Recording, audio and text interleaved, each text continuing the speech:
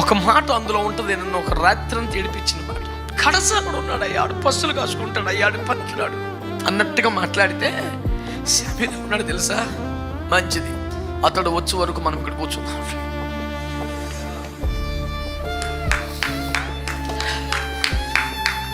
ఎంత గొప్ప దేవుడు!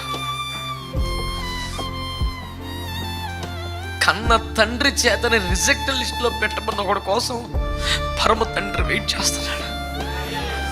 నేను నమ్ముతున్నాను, దైవజనుడిగా ప్రవచిస్తున్నాను, కొన్ని ప్రాంతాల్లో ఉజ్జీవం, కొన్ని సంఘాల్లో ఉజ్జీవం దేవుని ఏర్పాట్లో ఉన్న వ్యక్తి కొరకు వెయిట్ చేయబడుతుంది.